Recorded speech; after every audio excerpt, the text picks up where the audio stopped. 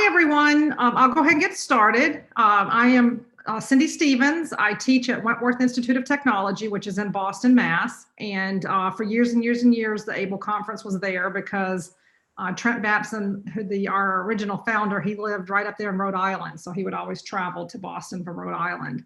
And I've been teaching at Wentworth for 22 years. I have a North Carolina accent though, because that's where I lived before that, and for 10 years. And once you live there, you cannot lose that accent. So thank you for attending this presentation. I'm very excited. And as a North Carolinian, I do talk fast. We don't talk slow, we talk pretty fast. So if you do need to ask me a question, you could probably just have to interrupt me because I don't have the chat box up or anything like that. So just feel free to interrupt me. But I'm here to talk about digital self-identity. Looking at some the top 10 skills that the World Economic Forum has published. And let me just get, oops, I didn't mean to do that. I meant to get the thing out of the way so I can make my slides move. And I can't make them move because now it's not, oh, here we go. There we go. So I'm here to talk about the World Economic Forum. They have put out the top 10, really top 15 skills needed for 2025 and beyond. And I'm only looking at the top 10, and I'll explain that further. And during my presentation, we'll have a little bit of interactive exercise as well, where I'll have you go look at some e-portfolios and come back and little pop quiz to see if you can pick up on digital identity areas. So I'm excited about that. And then I'll continue the conversation on digital identity. So at Wentworth in our business management program, we just have some basic requirements for student e-portfolios. And that is research and writing, group dynamics and leadership, professional development and communication. And I must say that we really have not done a very good job of trying to explain what these are and what needs to go in a student portfolio. We've struggled quite a bit over the years with having students start their portfolios in freshman year, and then all of a sudden it's due senior year, first semester senior year, and they really haven't worked on it. So it is a struggle. But I think things are going to start shifting, especially now that I've conducted this research and assessment. And I'm also taking some Quality Matters classes, which has allowed me to connect some learning theories to e-portfolios, and I'll talk about that a little bit as well. So I'm only looking at the top 10, and that's because I was reading an article, and I'll present the name of the author in just a few minutes, and she was really just looking at the top 10 skills from this World Economic Forum that students need for 2025 and beyond. And but I will include the other 5 towards the end of the presentation, just so you can get a feel for what those are as well. But these are the top 10. And I really do not feel these have changed drastically since their last report that they presented. I think it's changed some, but I'm a systems thinker, and the author that I was reading, she's also a systems thinker. So she helped me categorize these and look at it a little bit differently.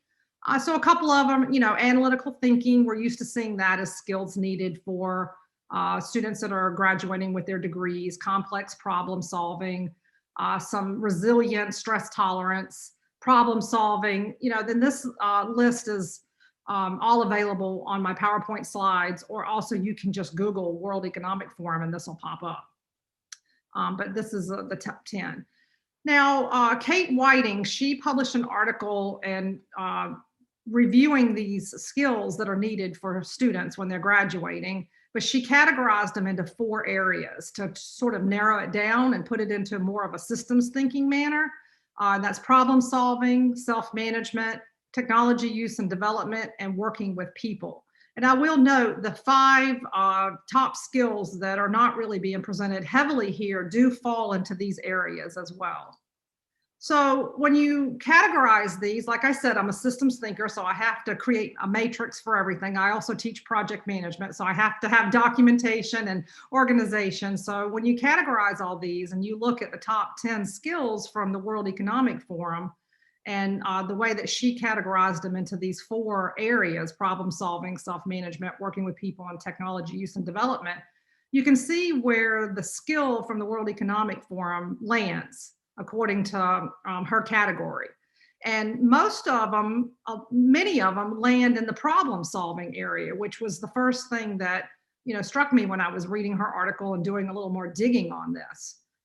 But there are categories that fall into the other areas as well. Obviously, active learning falls into self-management, leadership and social influence fall into working with people. Technology design falls under technology use and development. But if you're looking at balancing the scales, it's hard to say, like, well, maybe we should be graduating students that are really problem solvers. I mean, those categories seem to fall mostly in the problem solving area. But then, if you look at it and you're looking at teetering the scale, the skills area, they still are pretty heavy as well. So is it really the opposite? Because even though we have a lot of those categories falling in the skill area, there's still just as many, just broken down a little bit more in the other skills area, active learning under self-management, leadership under working with people. So I was trying to figure out what was more important, and I really couldn't. I think that they're all pretty equally important. And this is a daunting task for any program to ensure that students are graduating with all of these areas according to the World Economic Forum. So that brings us to our first interactive exercise. We're going to do two little interactive exercises, and then I'll continue talking some more, and then we'll have time for open discussion. And at our school, our students, we offer prizes for the top 4 e-portfolios. And Diana Solano here is our first place winner. We have like a $100 prize for the first place, $50 for the second, and then we have 2 $25 prizes for tied third place winners. So what I set out to do, and I'll show you this in more detail as we continue on, but I first want to see if you can detect skills in these e-portfolios first. And I'm going to put the URL address to her e-portfolio in the chat box in just a minute. And I'm going to give everybody, 3 to 5 minutes. And I want you to just go look. We can't look at all of them, but when you go to Diana's portfolio, what do you see as self-identifying resilient stress tolerance and flexibility? Okay, so that's the only area we're going to look at right now for her portfolio. Can you pick up on something that shows that she's resilient and she has a high stress tolerance? So let me just grab the URL address and put that into the chat box. So just give me just a second. And everybody's hearing me okay, correct? Speaking loud enough? Great.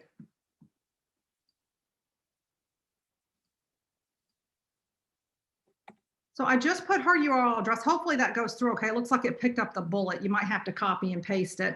But let me know if you could go click on that and let me know. And we're going to just take 3 to 5 minutes and see if you can identify something that indicates as, thank you for letting me know it works, something that indicates that she has a high stress tolerance and in that category. So I'll just put the timer on for about 3-ish minutes, and then we'll come back and see if you got it right. We won't have everybody speak, but we'll see if you got it right.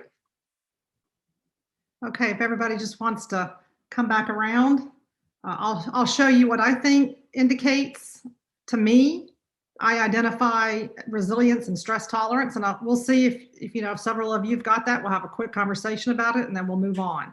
So I found that by really digging into Diana's e-portfolio, when I really looked into everything, she's part of this Crowns Club, which is this women's leadership program at Wentworth. And she also received a Women's Wentworth Recipient Award. She's got multiple leadership roles. And I also was excited to list rock climbing and her sports as resilience and stress tolerance. So I'm curious if any of you picked up on this. So I'm going to stop sharing for just a few minutes and just see if anybody picked up on anything else that shows stress tolerance and resistance. So maybe 1 or 2 of you'd like to raise your hand, or you could write it in the chat. So we have rock climbing, and she's very accomplished and very busy. That definitely shows that she is very resilient. I agree. She is our rock star student, and she likes to rock climb. Did anybody pick up on anything else that I didn't pick up on? Oh yeah, the diversity of our internships, that's great. Shows flexibility, that's awesome. I'll have to add that to my paper. So that's good. Okay, awesome. So I'll be publishing in the next AEPR journal my full paper. So I know this is a little bit hard to read and I'm not going to go through it in complete in depth, but I was able to witness in her digital identity every single category for these top 10 World Economic Forum areas and, you know, categorize them in the 4 whiting areas. So she's definitely an analytical thinker because she's showing that she has a systems analysis school project and that multiple projects could go into multiple, the same project could go into multiple categories, which was pretty cool.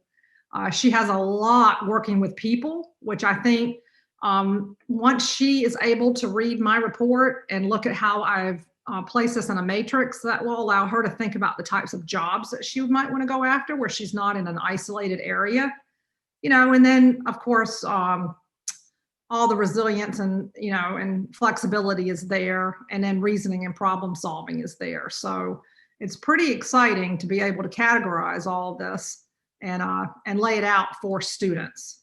Okay.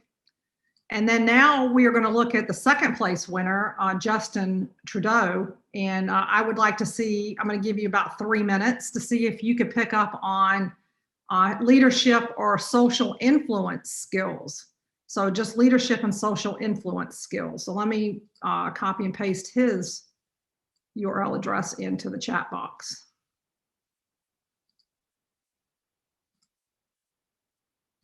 Oh, and I like that, being a maintaining dean's list and being a commuter. That's great. I'm gonna have to add all that to my paper.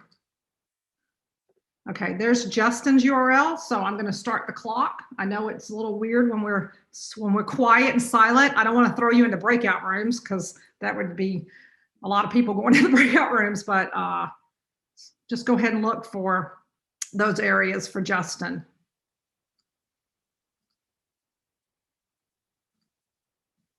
You're trying to detect leadership and social influence. Okay, so the areas that I picked up for leadership and social influence are that he's in an assistant property management position. He's had other co-op positions. He's the club president of our management club, and he's also a volunteer with Special Olympics. So those are the 4 areas that I picked up for digital identity. I'd like to know what you picked up on, and you can speak it or put it in the chat box. It's up to you. Were you able to find anything else related to leadership and social influence?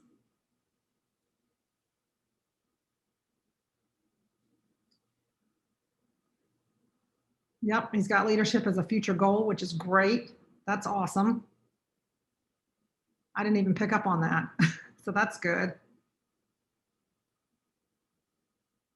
And yep, volunteerism, mentorship, coach, caregiver, drives an electric car. That's awesome.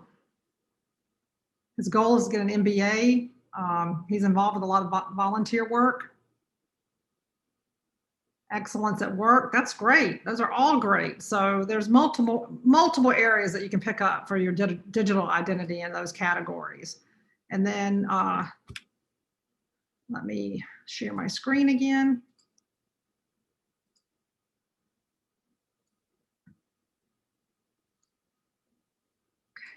And then I was also able to plug in areas for his digital identity, just like I did for Diana on, he also completed the same systems project because they're in the same, the same cohort. He has other coursework that shows active learning, lots of webinars and things like that. And, all the way down there to his resistance, stress tolerance, and flexibility. I also put in the volunteer work and his work experience. So he did meet all 10 areas in one way or another. And as you can see, if we keep analyzing these portfolios, we could keep adding to the matrix 100%. So, I I noticed that there's, that multiple artifacts represent multiple areas. And to me, it represents interconnected skills for these students, which I think is great. They also, I was able to plug in and identify a digital identity in all four of Whiting's areas. I did notice that just like with Whiting, where problem solving seems to be, could teeter heavier, may not, depending on which way you look at it, whether you flip it. But I did notice that when you look closely in the paper that I published, that a lot of the areas were prevalent in problem solving. But I could detect all four areas, and I could also detect the other 5 areas that Whiting did not address in the World Economic Forum. So what does this do for us at the school? The image on the screen that you see right now is our one of our 3rd place winners, Shannon McGraw's portfolio. I didn't want to do 4 interactive exercises. I thought that would be a little bit tedious, but what this does for us is this really helps us, especially in a management program, focus on the types of opportunities that we offer students for learning, okay? And to me, this means that we need to really beef up our projects so that students can work on more projects and group activities. I also feel like we need to offer more diversity and inclusion experiences and really take a look at connecting these matrix to what they're doing in their co-ops. Because I feel like students will list what they're doing in their co-ops, they'll list their job, but they're not really identifying that they are actually to have all of these World Economic Forum areas for their future success, and focus on technology a little bit more, which is funny because I am at Wentworth Institute of Technology. So that's interesting. And we probably want to start offering, when we can, hopefully by next year, we can start offering more student travel. Unfortunately, everybody had to stop that, but we were really beefing up our student travel opportunities leading up to the pandemic. And it is sad that, we actually had a group of students that were out of the country that had to return. So that was kind of sad. But we need to look at more leadership opportunities, like maybe institute a leadership institute or a leadership and honors program, that type of thing. And one of the things we are currently looking at is building in some embedded certificates. So if students, for instance, took 4 classes related to communication as part of their business management major, they would receive an embedded certificate. Embedded certificates are very easy to implement at any school instead of like a CEU certificate. And these certificates will not come out until they graduate. So there's a lot of things that we need to look at to make sure that we are matching our curriculum to the World Economic Forum guidelines. And then we also have accreditors holding us back a little bit too. So I think that I would rather assess for the real world sometimes than the accreditors world. Emma that's just a screenshot of our other 3rd place winner, because we have 2 3rd place winners. And the other areas that Whiting does not go into related to the World Economic Forum is emotional intelligence, persuasion and negotiation, systems analysis and evaluation, troubleshooting and user experience, and service orientation. So these are 5 areas that I would like to continue to explore in my next paper, my next research paper. I didn't want to add it in. Whiting didn't do it, so I didn't do it for the first time either. But I can definitely detect these areas in their portfolios. And I have to say, these portfolios, we do not spend a lot of time helping them get these portfolios ready. So I was not expecting to see all 10 areas in these portfolios, but I was quite excited when I found it. And then some other things that I would like to do is the World Economic Forum, if you go get that report, it's a hefty report, but it's worth looking at, especially if you just go, if you're really just focusing on the United States, just go to the United States and look at all those areas. They also break down learning into competencies and taxonomy clusters. And the 4 clusters that they're looking at are skills and knowledge, attitudes, abilities, and cognitive types.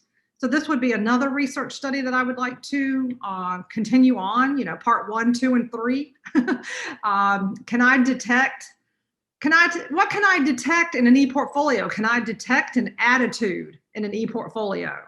And I'm sure we all know that, I'm sure we've all worked with someone that we really would rather not work with because they don't have a very pleasant attitude. So how do we prepare our students to make sure they have a positive attitude, going into their careers, and how do we witness that in the e-portfolio? Then I would also like to look at learning theories a little bit more in depth within our curriculum and matching it to the e-portfolio. I'm taking these Quality Matters courses, and even though they're for online learning, everything you're learning in it could be for face-to-face or hybrid classes as well, or your entire program. And how do you show a potential employer in your digital identity that you're beyond behaviorist type learning and even cognitive type learning, and you're up there to the constructivist, that word doesn't want to come out for me today, that you're at the higher level learning. How do you portray that in your e-portfolio? So that's something that I want to venture in and look in as well.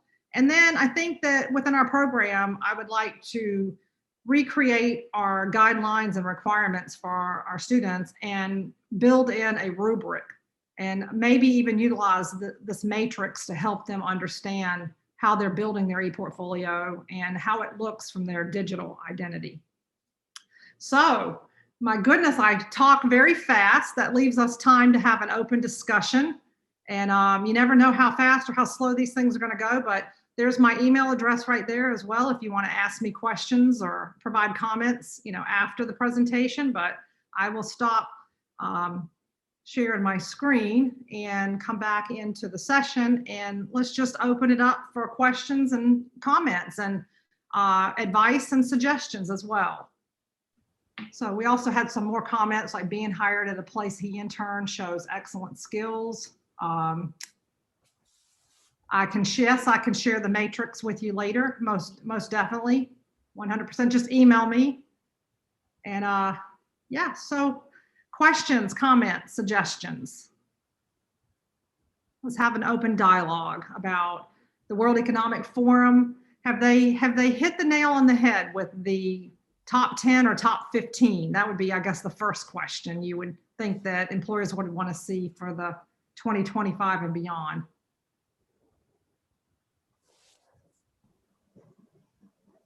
Hi, Cindy. Thank you for this very thought-provoking session. I wanted to ask you, have you looked at the skills that the World Economic Forum has and compared them against the NACE results, the National Association of Colleges and Employers, to see if there's any discrepancy or if they're conceptualizing the skills differently? No. Institution, there's a lot of institutions out there that are putting out their top list of skills. Right, they are. We even put out our top 10 at Wentworth, and I think that we're a little bit behind. Obviously, no, I have not looked at that resource. It could be something for yet, like not number 5 publication, maybe. We'll see, but yeah, it'd be something interesting for me to look at. Thank you for the suggestion. Hey, Cindy, it's Gail Ring here, and it's so great to see you. And I love the presentation. I love your ideas and the work that you're doing. So thanks so much for that. I have a question that maybe is your 6th opportunity for publication. I would be interesting because I enjoyed the activity of looking through these and identifying these, seeing where we saw them. Have you done that with your students? Have your students gone through and said, okay, here's an example of leadership. Here's an example of creativity, or, any one of those things, just so that they have it in their mind that they are doing these things? Because, one of the things that I've learned over the years looking at portfolios and talking to students is students have all of these fantastic experiences, but because they're not happening outside of the classroom, they are not inside of the classroom, they forget that these are really, really valuable. I mean, the fact that they're here, but sometimes they don't know that, oh, wow, I did exhibit, problem solving or leadership. So I'm wondering if the students, or you thought about having the students identify where they saw those behaviors. That's a great question, Gail. Gail, it's great to hear you. I wish I could see you in person, but next summer we'll get to see each other in person. I miss you. That is one of my goals. I actually, my paper is all written for the next publication. And I sent the paper to the 4 students and they read it over and they're like, oh my goodness, wow, I didn't even notice this or see this. And the matrix I talked about at the end, the rubric I talked about at the end, I want to be able to give them an example. And I've got permission from 2 of these students to use their e-portfolios for future students to let them go check it out, review them, see what they've done. And I can use these sample matrix to show them as well. And one of the things I was thinking about doing is having them fill in the matrix themselves so that they know that they are fulfilling all 10 or 15 of these areas. I 100% agree. And I saw someone who had their hand up and now it's switched. Yeah, this is Jillian. Sorry. Yeah, I was actually basically going to ask the same question as Gail. I was just wondering if the students were aware of these top 25 or these top 10 skills list prior to beginning the portfolio. And if not, is this something that you are maybe considering doing for future iterations so that they're aware of these things as they're creating and curating, and so that they can start to pull these out for themselves? Because just how much better would those examples be if they did? And as Gail is saying, going through them, like even someone else's e-portfolio to find those, it might make them easier for them to find them in their own places as well. I agree, Jillian, and it is something I plan on doing. It's I'm gonna have that rubric that lists those top 10 or 15. I haven't decided if we're gonna go with the 15 yet or not. May start with the top 10 and have them identify and probably fill out that matrix as part of their e-portfolio work. Probably could post that on their website, on their e-portfolio somewhere as well, so that if a potential employer is looking through their website, they could see that. But I also tell students that this is more for them than it is for a potential employer. Like a lot of students don't like completing e-portfolios, but it's more for them to understand how how far they've evolved. So that's one of the things from the Quality Matters courses I'm taking. I don't know if anybody in here has ever taken Quality Matters courses, but they're a lot of hard work. It's a lot of work. I'm on my 6th one. I have 1 more to go. Homework assignment due tonight. But it's the way they set up their assignments, it actually forces me to do just what you just mentioned, Jillian. It forces me to look at what I'm doing and what I have in my classes and then proving it to the facilitator that's grading the workshop, that I can see that I have this or I have that, or that I understand this. So I definitely plan on doing that. I'm the only e-portfolio person on campus that really pushes this, and it's been a challenge, but now I just need to buckle down and write a new rubric and set up a new, set up the example site, like maybe even have a campus-based website that explains e-portfolios. I've been trying to work on that for a long time, definitely. Quality Matters, Lance. Yes, good stuff. I don't know. The first class I took, I was like, oh, I don't know. This is a lot of work. Other questions, comments? I can't see everybody, so you probably have to raise the little hand because you're not all on my main screen. I have a question for you, if anybody would like to answer. Do you think that if you are requiring students to develop e-portfolios, that you would adopt the top 10 or top 15 areas to have students focus on? So maybe I would start with someone like Jillian, who just asked me the question. Maybe you could answer that and say, would you do it? Sorry, can you repeat what the question was? Would you adopt these top 10 or top 15 skills to have students build their e-portfolios towards these skills? Yeah, I do think that these skills are kind of embedded along the way in a lot of academic plans and strategic goals for institutions. I actually am quite interested in the extra 5 that were at the bottom there, the emotional intelligence and things like that. So I like the idea of embedding the matrix that you've come up with as part of a rubric that students could fill in kind of as they're going along. And I think that one of the topics that seems to have come up a few times in this conference is the need to kind of embed the process of creation and curation and reflection throughout a program, because as you were saying, they're introduced to it in the beginning and then they're scrambling to finish. And I'm just wondering if that's a consideration as well as you move forward with your revisions. Oh, most definitely, most definitely. And Ryan wrote that he thinks that it would be good to have the rubric to help students as well. I think so too. And does anybody else want to chime in on would they have their students work towards those top 10 or top 15? Hey, Cindy, it's Samantha. Hi. From Radford. I think for me, because so I don't have students actually build portfolios here, but I help faculty kind of design that experience for their students. I think for me, it would depend on the purpose of the portfolio. If it's not something that's going to be shown outside, then probably not. But it's definitely something that I'm going to put in my wheelhouse and pull it out when I need to, when a faculty member says, I want my student's portfolio to do this. So thank you for sharing it. Thank you, Samantha. Thank you. My next question that I have would be, how do we have students indicate their digital identity about their attitude? How does a student show that they have like a positive attitude or a team player attitude or any other thing that goes along with attitude on their e-portfolio? Would anybody like to try to take a stab at that?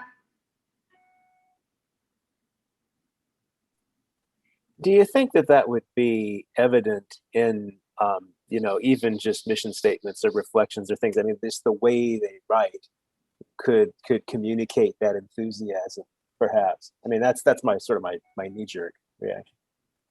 I think so. I think it would help. I don't know if it would get there fully though. And let's see, Allie, go ahead.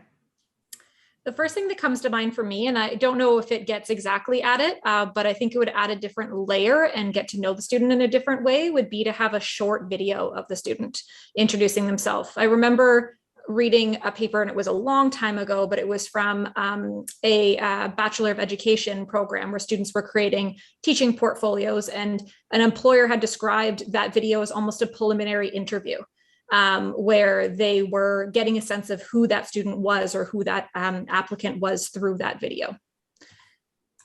Yeah, that's a great idea. That's an awesome idea. Does anybody else have any other ideas about showing how a student can show attitude? Because that's going to be one of the competency areas, skill areas, or a taxonomy that they're suggesting that needs to be able to be shown for 2025 and beyond. There's a lot communicated in my samples. Okay, images, yes, I agree. The mood, feeling. I think even going back to like if they're taking pictures of themselves doing things like rock climbing, sports helps. I think visual aids help a lot. Yes, even pictures definitely help with that. 100%. Yes, that's a great idea. I'm driving a Tesla. I 100% agree with that, Ryan. That's awesome. So, and my last question for today is, one of the things I've struggled with as well is, how do students show a digital self-identity that they are an ethical person, that they have an ethical foundation? Love to have a couple of suggestions on that.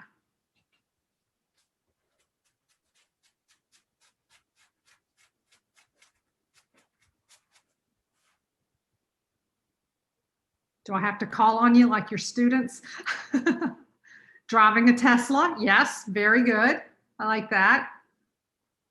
What else? But it just, even from a holistic view, not even talking necessarily about these students, how do any student indicate that he or she is ethical? Volunteering, great, Samantha. Mission statements, awesome. I like that. I like that.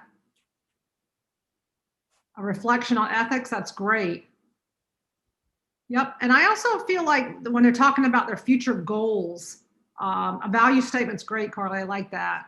And their future goals, a lot of organizations are, they have missions to, do things like they have volunteer days, like companies will have 5 days a year for volunteer days. And I think it's important to display that you have this ethical foundation to potential employers, and that also for them to think about it, because there's a lot of students, I know my undergrad students, some of them, their brains have not fully formed a little bit. So they're not thinking about ethics and value and, consumption and things like that. And yes, it has to come off sincere. I totally 100% agree with that, Jillian, definitely.